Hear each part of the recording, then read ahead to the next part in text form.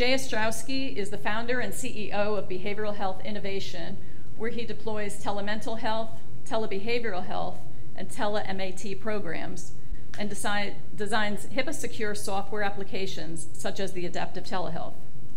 He serves as a telehealth consultative and implementation partner for the Mid-Atlantic Telehealth Resource Center and is the director of the Telebehavioral Health Center of Excellence. He is a licensed professional counselor and LPC supervisor. He founded and directed all aspects of Crossroads Counseling Center and other multi-location mental and behavioral health practices, and provided individual marital counseling, group therapy, and organizational counseling and training before selling those practices to get into the development of software for telehealth. Jay received his bachelor's degree in experimental psychology from Baylor University in Texas, and a master's degree in counseling psychology from Trinity International University, Chicago. So please join me in welcoming Jay Ostrowski to present Behavioral Health 101, an introduction to telehealth. Thank you. Thanks, Jay. Thank you. I don't think I've had that good introductions in a long time, so thank you. And next slide, please. So I, like you guys, I have my own issues with this coronavirus and the pandemic, and it's been really interesting as a counselor to be, looking at yourself and going, okay, how am I adjusting to change? And whether you're a mental health provider or a physician or a nurse, logging in to get continuing ed credit, or maybe you're a housewife or someone that just lost their job because of this virus, all of us, no matter our training or background, have been hit pretty hard by this. And you'll notice that it kind of comes in waves of change over and over again, as we thought that this would be a bump in the road a few months ago, and we're told that okay, things will get back to normal soon. We all kind of said, okay, we can hold our breath for a little bit, and then as we learned that we can't actually hold our breath that long at all, and that this kind of novel party that we were, this pause we were taking in society has gone on a bit longer and then a bit longer. There's still quite a lot of uncertainty, and so in my talk here today, I wanted to maybe hit a couple different audiences at once, because that's what I try to do. I think on a personal level, I'll talk a little bit about us individually. If you are one that's considering how to help yourself, we'll talk a little bit about that as well. And then for those that are medical or mental health professionals, we'll talk a little bit about what the tools are that you can use and how to get some resources and some help. So I hope to touch on a couple different places. But even as a mental health provider myself, I've been counseling people for over 20 years and have 25 years, and have my own ups and downs and struggles. So we're not immune. Just about everybody on the planet will have some major issue at some point. I like to say everybody with a pulse has a problem, and everybody without a pulse has a problem. But going through this, when there's so much change and so much stress, that uncertainty breeds this fear, and then fear upon fear, and it actually causes chemical changes, and we get this revved up anxiety that can just really take over. And if you'll go through some stages of feeling angry about this, things are not going the way they're supposed to go, and maybe you're feeling very isolated. So I was quarantined at home while other people were quarantined in groups, so they had interaction and I had video, and that's about it. I think everybody has their own version of how this has impacted them. Some people have had to close their business, or they lost their job, or can't get paid because maybe paperwork is stuck at some office where people can't get to pay them, or maybe bills are past due and they're not sure how they're going to get their next meals, or how they're going to feed their kids, or there's just so much going on, as you guys know. So anxiety is definitely there, and at some point you can feel kind of helpless and hopeless and quite depressed. These are all quite normal for this era, and so I think one of the first things you can do is just kind of face it and feel it, and let yourself fall apart for a few minutes at least, because that actually is a good release. And then but I also want to point out that there's some hope. So a recent study showed that 6 out of 10 of adults are feeling severe anxiety over this. So if you're one of them, that's normal. Some of us have had the ability to work from home. I've been working from home for years, so that wasn't really a stretch for me, and I've been a little bit more safe. Some people are working, though, on a front line where they have to go face people every day, and that creates a daily anxiety of, am I going to bring a virus home to my kids or family? So with that anxiety, I just want to point out that that's normal.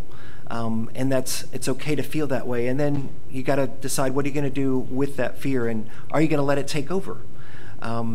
So next slide, please. One of the things that I do is focus on humor. And the slide here, as I work with people a lot, I don't have young kids at home anymore, but I have a lot of people I work with that have young kids at home.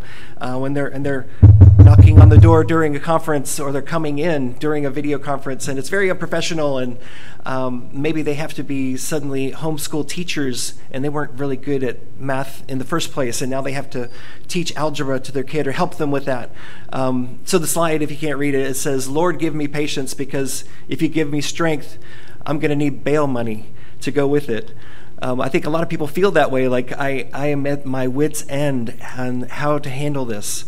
And bringing kids in the mix, you're trying to be a good role model for them, and maybe you're a leader in some area, you want to be a good example, but maybe you're just barely hanging on yourself.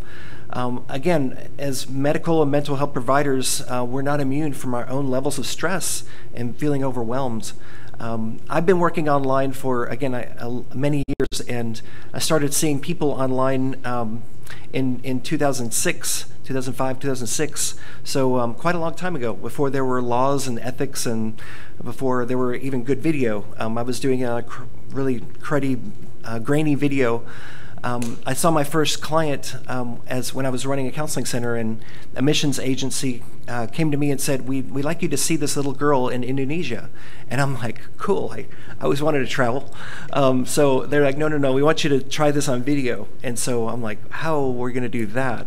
And so I was used to seeing people in person. I was, happily that I had a waiting list of people that wanted to see me, and that's like the joy of every counselor, is to be meaningful enough in your work that people want to see you. I thought, how am I going to help this girl in Indonesia through video? And I had to pivot and just figure that out. And it was kind of sudden for me to do that. And this change is really sudden for a lot of people when we pivot. And that concept of pivot is an interesting one, because it doesn't mean that you stop doing what you're doing. It means you change the why you're doing. You look at what you're doing, the because of. I help people because they need help, and I see them in person as a counselor because they need help.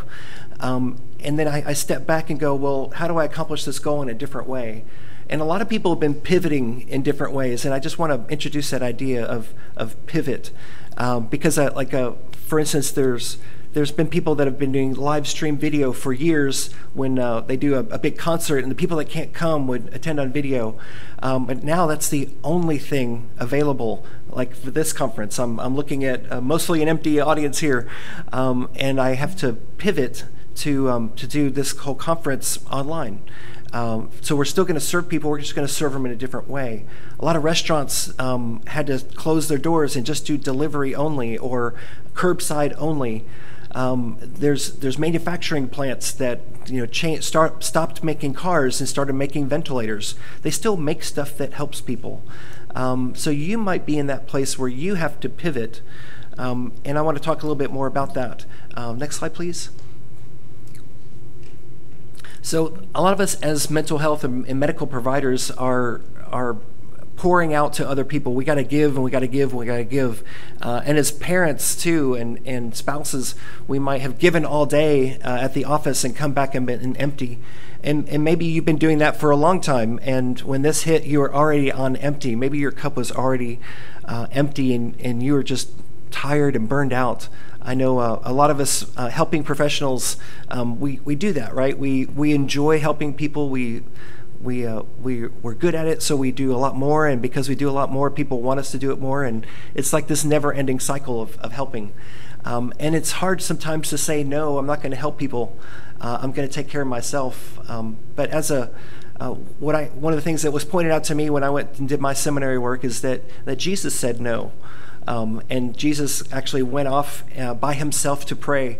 And there's this one instance where there were a big crowd of people that he was supposed to help, and they came to him for more help.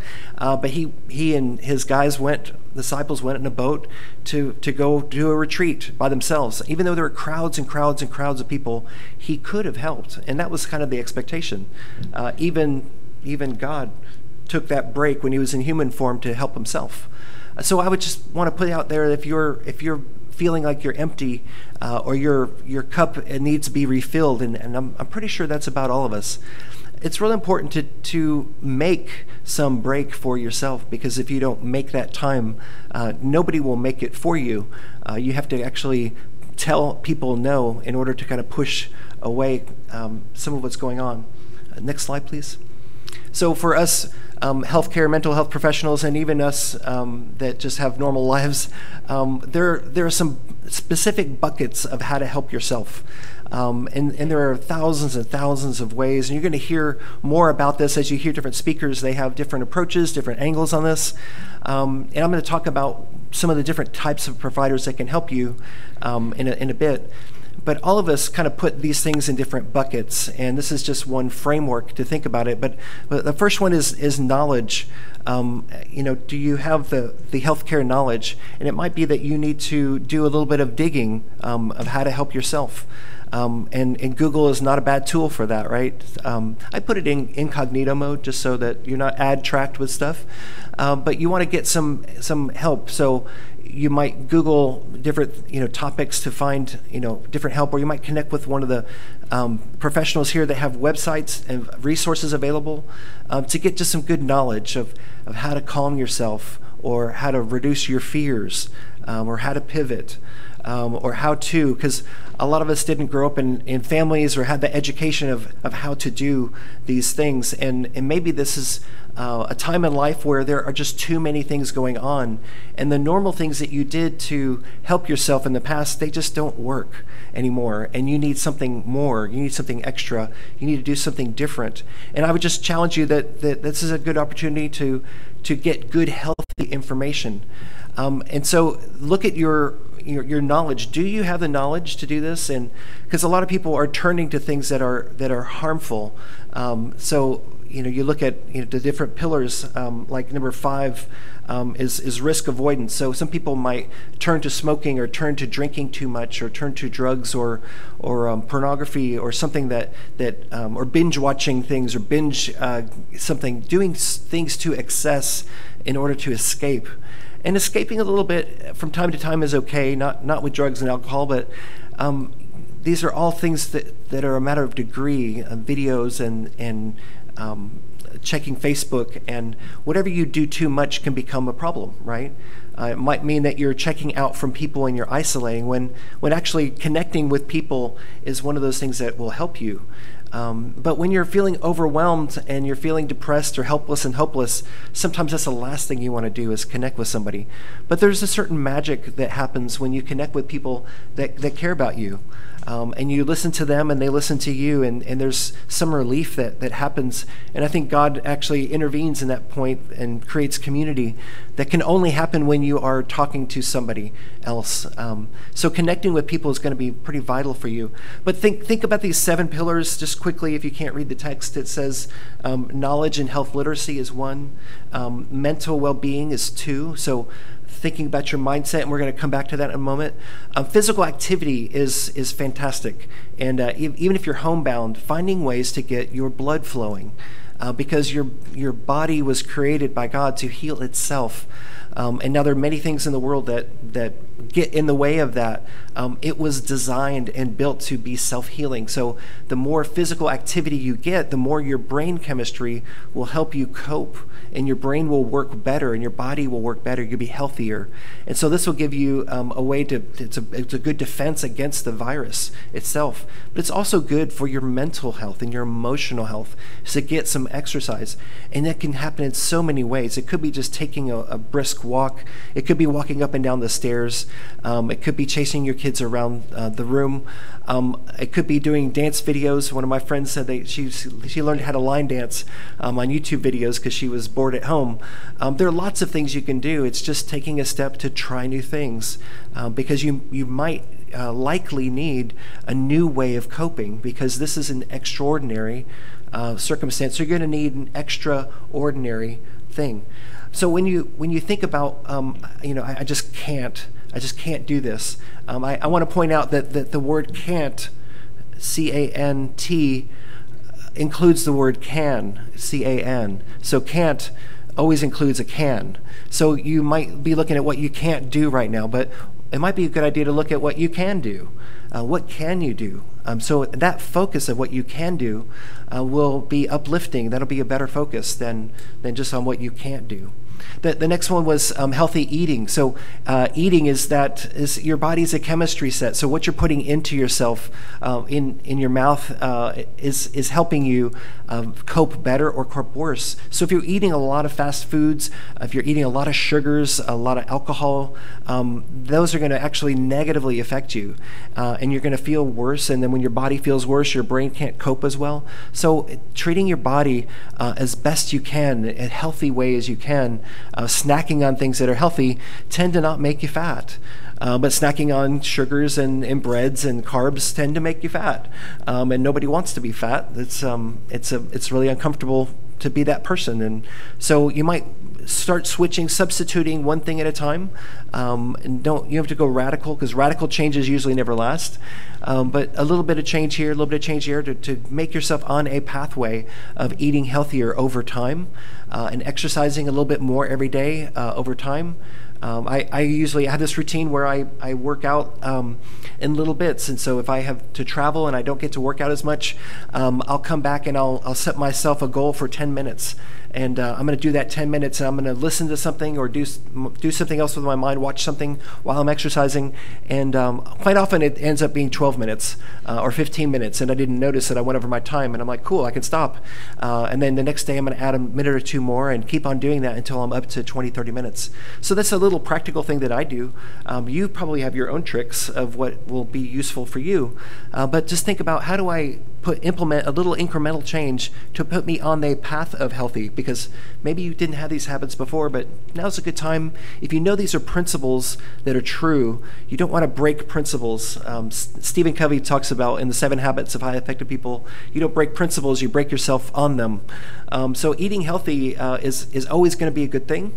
Exercising is always going to be a good thing. And maybe you heard those things many, many times before, but maybe it's time you apply just one part of that, part of each of those. The next thing is risk avoidance. So again, just think about what you're ingesting, what you're doing with your life. Are you doing things that are risky? Right now, whether you believe in the pandemic or don't believe in the pandemic, there are people that are saying this is all a bunch of hype.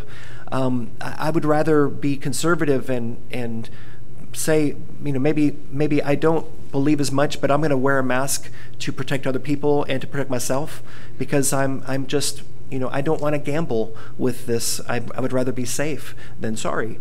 It doesn't really take much effort for a short amount of time to protect yourself. So maybe the safe way to go is to use hand sanitizer, to wash up, to just be careful about how you open doors. Use a cloth or something to open doors so that you're not touching and you're not passing things to yourself. Again, whether you believe or not the media wars, it might be good just to be, careful and safe, not overly panicked, but just safe. So, and then the last one is just a rational use of your products and services. So if you have prescription drugs already, to not overuse them, and to use the right amounts. And maybe sometimes people get into a place where where they can't, even when they help themselves, they can't, it's not enough. And they need medication to jumpstart their brain, to make the chemicals that make them resilient again. And you might need to contact your doctor and get some help to get your neurochemistry back up to the place it's supposed to be. And you would do that if you were diabetic or if you had a heart condition. And your neurochemistry is part of your body that you need to pay attention to as well. And again, there are many people that can help you with that, and we'll come back to that in a little bit. So next slide, please. Next slide, please. So I really like this picture. I saw it about a month ago. It's a picture of a college student, and the article talked about she saw a need with the setting that she was in. She needed to wear a mask, and she's working with people that use sign language, and part of that sign language includes lip reading. So how do you do lip reading with the mask on? How do they communicate with you? So she made masks for herself and some other people to be able to have that lip reading ability where they could see her lips, and I just really love that compassionate approach. So here's someone that has their own fears of the virus and their own life. It's going the wrong direction. And things are not working out according to plans, and she's worried about getting sick and other people getting sick and keeping her job. And what she did is she chose a focus, because what you focus on grows. If you focus on fear and you focus on how things are going to go bad and how they're never going to get better and never going to be back to the same place, you will experience that to a greater and a greater and greater degree. It's like a snowball. It keeps growing and growing. And then at some point, it does get overwhelming. So this is a good example of changing your focus, because what you focus on grows. So what is it that you've been focusing on this morning as you got up and came to this webinar? What was your focus? What thoughts have you gone through your mind? It's important to notice that there may be a lot of things that you were not dealing with before that have gotten much worse with the pandemic. And focusing on them can be quite overwhelming and even paralyzing. I had an example that happened to me, something that happened to me pretty life-changing in a way. It was kind of my own personal pandemic. Happened about 2006. I was doing kind of at the height of my career, I thought at the time, and I was a licensed counselor, licensed supervisor. I had 10 trainees that worked with me every day or every week, and I had 4 locations in South Carolina of my Crossroads Counseling Center. It was a growing practice with about 30 providers, all W-2, so it took on this overhead, but we were running this big machine of helping people, and I was really excited, and I did a lot of consulting and training with other practices, and I was very proud that we were the largest in the state, and growing, and I was loving the fact that we could help many people, and it wasn't a matter of being bigger, it was just the reach, because there's so many people that don't have the opportunity to get help. So I was really excited about our ability to multiply ourselves through other people and reaching people, and people would drive from hours to come see our clinics, and so we would open up another location to try to meet those needs, and still they would drive an hour and a half each way to come to our counseling centers, and that's when that was about the same time that I saw this little girl in Indonesia, and I had this thought, wow, I would love to find a new way to help people and not have them have to drive to a clinic. And so that little girl episode was kind of like, wow, I could do this through video, but I didn't have the time to do it, and I just there's not enough out there to really make this work. So I didn't really think we could do that. So I kind of discouraged myself at that time, and I had a medical procedure in my throat, and I thought I was going to be out for 2 weeks. Well, unfortunately, about a week after, I was sitting on the couch talking to my wife. My kids were playing there, and the artery, my carotid artery in my throat, burst open, and I started gushing blood. Probably a gross story. I hope you had your breakfast already, but it was just pumping out blood, and it was really scary. By the time I got to the emergency room, I had lost 3.5 pints of blood, and so my 2 weeks off of my big endeavors, my big projects of helping people get help, suddenly I had to halt, and I was out for 3.5 months for my 3.5 pints of blood. So I had to sit home and make blood, and I could barely hold my head up, and I had to suddenly pivot. I couldn't go in and help people the way I normally did. I had to keep on thinking of new ways, and so I did a major pivot. I couldn't help people. I couldn't help counselors the same way, and then I started thinking quite a lot about telemedicine again, telemental health, How do I do what I did for that little girl on scale? And so I sat in bed making blood. That's all you can do, and kind of decided I'm going to sell my practice. I sold the 4 locations and decided to consult and train until I could figure it out. So I took a little bit of time, and I started a new line of work. I started helping people do telemental health. So it took me down this road of tracking all the softwares out there and finding out how exactly to do it. And now I do quite a lot of telemental health and train other providers how to do telehealth in general in hospitals and doctors. And then suddenly, I've built up all these resources, and then a few months ago, the world discovered telemental health as well. And so suddenly I was in the spotlight to help many, many providers do this work. So I had my own pivot where I was doing things a certain way and was telling myself I can't do things that way. But in that can't, I still had my because I want to help people. And so I found a new way of helping people, and that was helping helpers. And that's just like people changing what they're doing from making cars to making ventilators, and from streaming live events to just streaming single events. The open happy hours is kind of funny, or the virtual coffees are kind of funny to me. But we've already pivoted, and I would say to you, if you think that's just too overwhelming, Jay, I don't know how I'm going to do that, I would propose to you that you've actually been pivoting for a long time. I think you've been pivoting in little tiny ways over and over and over again. And if you look at all the ways you've changed since you were in high school or since you were in grade school, you've been pivoting every day. You just didn't notice it. You've been making small incremental changes. And so maybe it's possible that you're more resilient than you thought. If you look back at other hard times, you didn't think you could make it. You didn't think you could go through that. You did. You made it.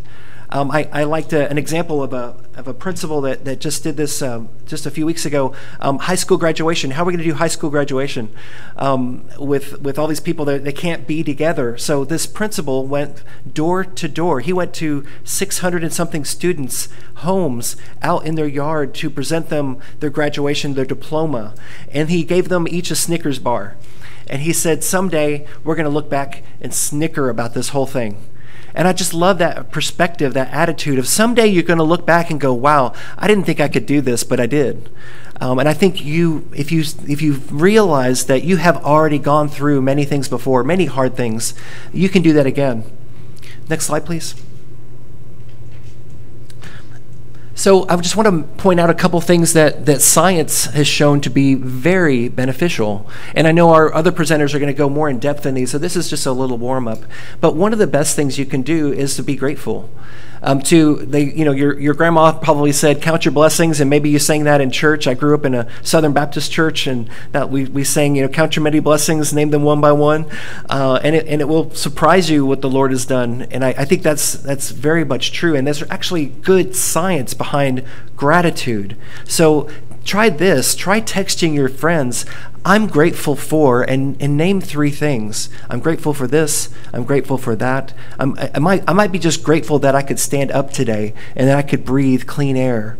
Or I'm grateful that I could talk because some people can't talk.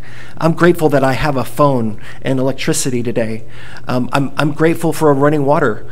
I travel a lot internationally, and there are places that don't have running water or good hygiene. You have a lot to be thankful for, and you could get the most basic things to be grateful for, and it actually changes your chemistry. Have your friend text you back, and every day for maybe the next month, do a challenge I'm grateful for, and name 3 things. And then when they text you back, name 3 more things. Just do it twice. Don't go forever, but if you have to stretch yourself, you'll find that it changes your mind. Also, empathy is a great one. So empathy is just like that girl that made the mask for people that can't have to do sign language and need to lip read. Empathy is just hearing somebody else's story and empathizing with them and saying and connecting with how they feel, because it takes you out of your own life and into theirs for a while, and you'll find that sometimes yours isn't as bad as you thought it was. Compassion for others really helps you. It gets you more centered. Relaxation, exercise, eating healthy. Create new routines. Call them temporary, because if you call them permanent, you'll wonder if you like it or not. But call it temporary. For a week, you're going to do this, and create a new routine for a week and see if you like it. You might not. But connecting with people, connecting with nature. So if you can't get out and you could just walk in or look outside and see a tree, just looking at it for a little bit and enjoying it. Your houseplants, if you can't leave. My mom is housebound. She's got a medical disorder. She can't get out of the house. So I sent her some ferns for Mother's Day. So she's getting these big ferns just to give her some healthy air and something to focus on besides furniture. These are science-based things that really do help you. Next slide, please. I want to pivot myself here in this talk to another part that we may not have talked about. Before COVID-19, a recent study showed that 67 million people have a mental health disorder or mental health illness. And that's not counting the many times more that are struggling with something temporarily. And we all go through things. We go through our children having difficulties and we're grieved, or job loss, or we're going through a divorce, or we're going through some serious health condition where our emotions and our ability to cope is maxed, and we don't have enough ability or resources. Before COVID-19, we were already a shortage of mental health providers, and there was already a lot of people that needed help that were not getting it, and you might be one of them. And this has exacerbated that. So as you look around, I want you to think about and be considerate of the other people around you that maybe they're at their wits' end and don't know what to do. I've been in meetings when people have just that said, "Oh, I'm fine," and then burst into tears because they've maxed out on their ability to cope, and everybody's got their own things going on, and we can't really compare apples to apples. But I want you to recognize that there might be a lot of things going on that we don't see. Next slide. So if you're one of those where your self-care, sometimes it's not enough. And if your self-care methods are not enough, and the things that I mentioned, you're like, Jay, I just don't know if I'm doing all those things, man. I'm doing the steps, and I need help. I need somebody to help. It's humbling, but for your own sake, for the sake of those around you, if you get help, you'll find quite a lot of perspective and resources are available. A lot of resources are available, but it takes the one step of reducing your pride and saying, okay, I'll ask somebody. So next slide, please. Mental and behavioral health is part of my topic here, and I've been talking about kind of the direct, here's what to look for and help with yourself. But I want to touch base real quick on behavioral health. Is kind of there are a lot of terms in mental health that are quite confusing, to be quite honest. And I'm gonna make it more confusing first, and then I'm gonna clear it up for you.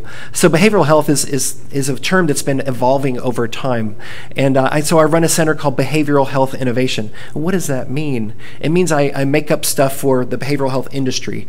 And what is that? What is the behavioral health industry? Well, it's this combination of physical, mental, emotional, spiritual, substance abuse, interpersonal. So it's all these ways that we help people, because we learned that it's actually kind of complicated. Next slide. So when we do behavioral health care, it might involve many of these different people. It might involve a counselor only, or psychologist, or social worker, substance abuse work only, or we might partner as a professional with another professional, maybe a psychiatrist or a physician or a neurologist or another helper. So there's like a team approach of we refer to each other and help each other. Next slide, please. So so you might go, well, I don't understand these differences, and I'm going to, first of all, give you a little bit of explanation and then tell you you don't have to know the differences, okay? So at a high level, medical professionals are kind of in that bucket of physicians and psychiatrists and neurologists. They approach issues of a mental, emotional, physical well-being. They approach that from a more of a biological, medical perspective. The mental health field is usually made up of like counselors, psychotherapists, psychologists, social workers, substance abuse counselors. I didn't name all of them on here. The slides are too small. They're all in this one bucket, and then this other one that approaches it. They're approaching it from how do I think, how do I feel, how do I regulate myself. And then there's this other bucket, and these are oversimplifications because they all kind of cross over to some degree. The last bucket is more the interpersonal and community approach, which would include Paris nursing or community health nursing as well. I got tongue-tied. They include this nursing approach that includes mental health care, behavioral health care, and thank you for Lisa for having us do this. But it might be an interpersonal approach to solving the problem. Maybe we talk with a marriage counselor or a family counselor to help us relate better to each other, communicate better, or social worker helping find resources in the community to make sure that the person has all their daily needs met. But all of these cross over. So next slide, please. This is how it really looks. It's really this mash of all of us working together across many lines. So a counselor will look at a little the how's the person's chemistry looking, or a psychiatrist might look more at the interpersonal needs or the mental health, how they're speaking to themselves and to the other people, and what can change, what can this person do to help themselves approach. So we all use these different approaches interpersonally or interconnected ways because there's no one path that fits all of them. Next slide. So there's this long list of professionals, and I could actually make this list maybe 3 or 4 times longer. So you might see these licenses out there, like licensed clinical social worker or psychologist or psychotherapist or marriage family therapist. I'm a licensed professional counselor, licensed supervisor, and it's confusing to see all these needs and also all these names. What I can encourage you with is if you go to any one of these that have a license or credentialed people, any door will get you help, because the people that have licenses have ethics, and they have guidelines, and they have training to help you navigate to the help that you need. So you don't have to understand it all. You just need to go and reach out to one and ask them, hey, here's what I'm struggling with. What do you think this could be about, and how can I help myself?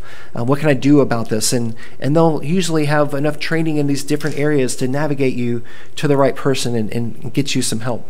Next slide. So I want to pivot again quickly to telehealth.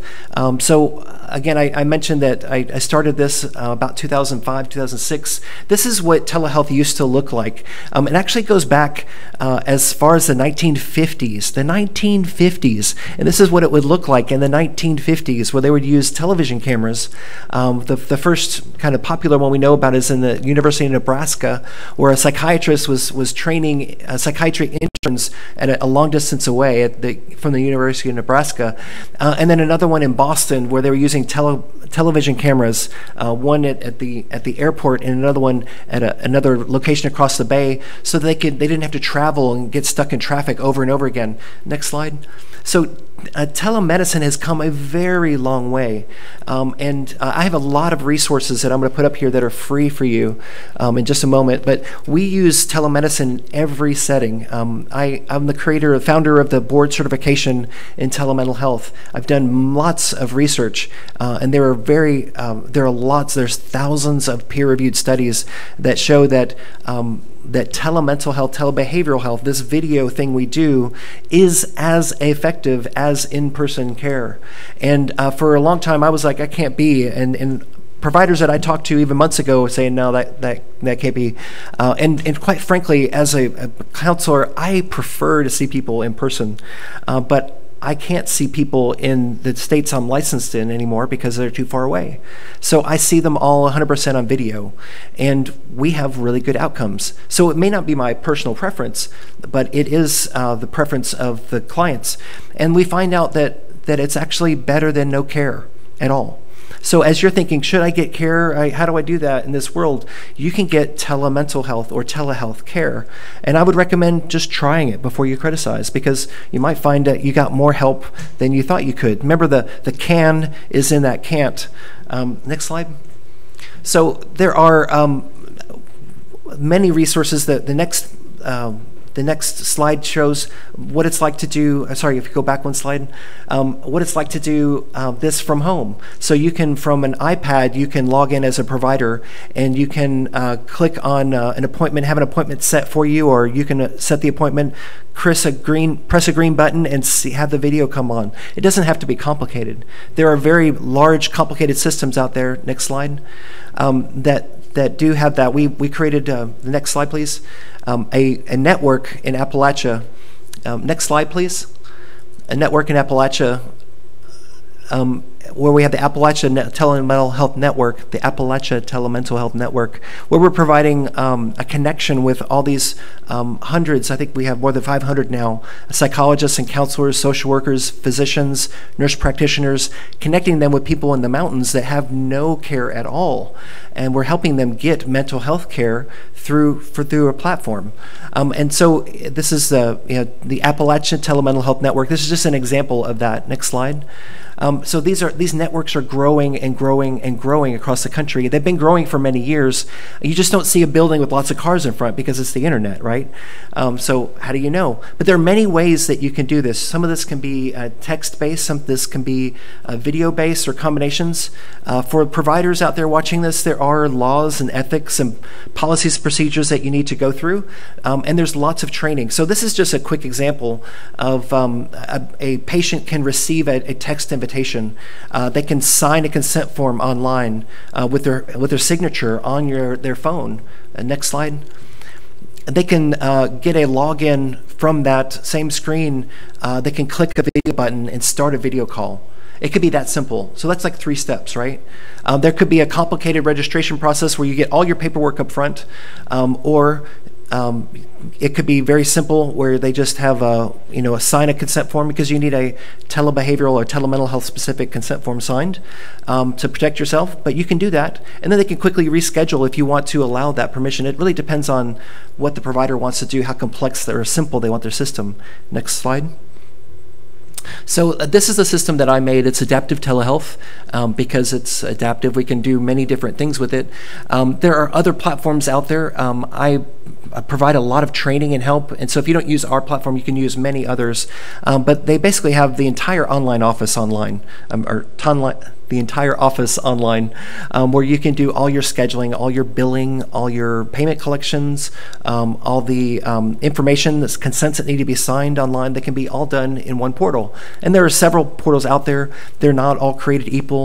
All of them that say they're HIPAA compliant are actually not all HIPAA compliant, because the vendors mean different things by that, and there's no overt certification by the government of what's HIPAA compliant. So we can give you some guidelines of how to select technology. Next slide, please. So I created a few years ago with the University of Virginia, I created the Telebehavioral Health Center of Excellence. If you just Google Telebehavioral Health Center of Excellence or TBHCOE, you'll find this Center of Excellence where there are lots and lots of resources that we've compiled together to help mental health and medical providers. So next slide, please. This is an example of an app that we made for another organization, and this is, again, an example where people can sign up for themselves to get help. This was actually made for a school district, actually all the schools in Texas. This was made for them, and in several states like Amarillo and Lubbock, Texas, we had this in all the schools, and the students would sign up for services themselves, get parental consent if it was needed. Sometimes it's needed, sometimes not. But we made a parental consent system. So these are just tools that are available for you if you do a little digging. And next slide, please. I want to give you guys some technical assistance if you need it. So I have grant money with the federal government through the telehealth resource centers to help medical providers and mental health providers get started up. I have open office hours every Friday, but you can just, I'll show my websites here in a moment. Next slide. You can see my websites here. If you want to contact me, there's a Contact Us button on both of those websites, behavioralhealthinnovation.com or adaptivetelehealth.com. And I have some consultative hours I can provide you to guide you to a software that fits your needs and help you look at how do I shop for software and what are the policies and procedures that I need to do this. A lot of medical providers are a little anxious of, I don't want to get sued, I don't want to have an emergency remotely and not know how to handle it. They want to do things the right way, and that's where we can provide some technical assistance to help you do that. For patients, for our clients, if you're looking for healthcare, you can ask the provider that you normally use if they do any online work. Or you can contact me and I can guide you to some resources of how to find providers. Because more and more people are getting training and getting comfortable with doing this. We're all pivoting to some degree, and I think you'll find that you can pivot as well. So I think we're going to have some questions. Jay, do you have any tips for shifting our focus from negative things? Tips for shifting our focus. I think it's first that gratitude is one of the really easiest tools to use. And if you are stuck and you can't think of a grateful thing at all, ask somebody else, what are you grateful for? Because I'm looking for ideas. And I look at usually concrete things, really basic things in my life. I'm thankful for the internet, because without the internet, you wouldn't be hearing me right now, and for the people that made that.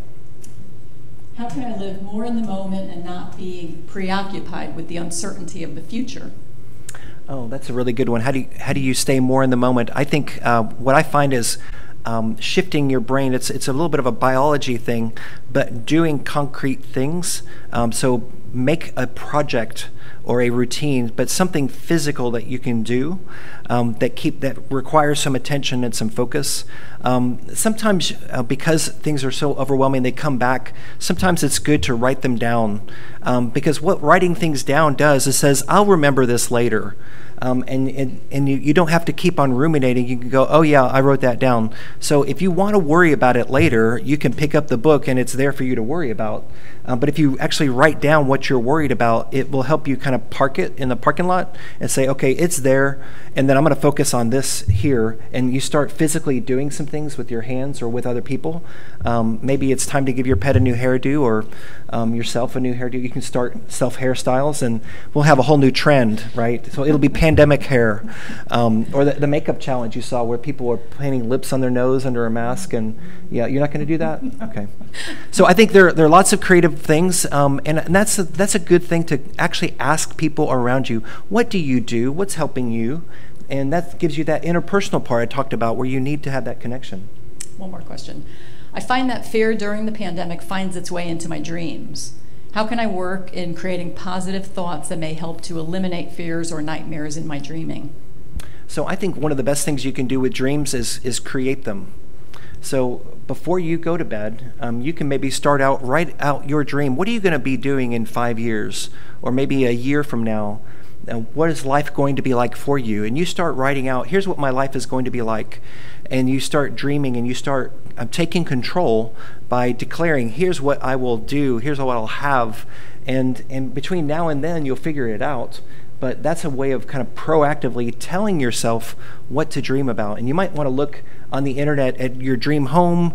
One of my colleagues, I asked them, what do you guys do? They said they actually drive into fancy neighborhoods, quarantined in their car as a family, and they dream about the big house they're going to have and what are they going to have in there. And I think those are things that are effective, that help me ground what do I want, and I don't have to have it right now, but I'm gonna make myself a goal and dream about it.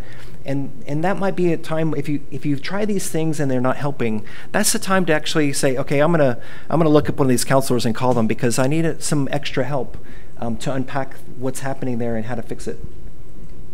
Well, Jay, thank you very much for being with us today. I hope you all enjoyed Jay's talk. I know I sure did. And again, if you would like to claim credit for this talk, JOST, the number 6 on the survey that comes to you this afternoon. And just a final thing, so I hope this has been helpful to think about you personally and some ways to shift your thinking and your ways of coping. Remember, we all have to pivot, and you can too. And also for the mental health providers to remember to take care of themselves. And if you need help, assistance in how to do telemedicine, there are lots of free resources that I can provide to you to help you. So thanks for having me. Thank you. Thank you.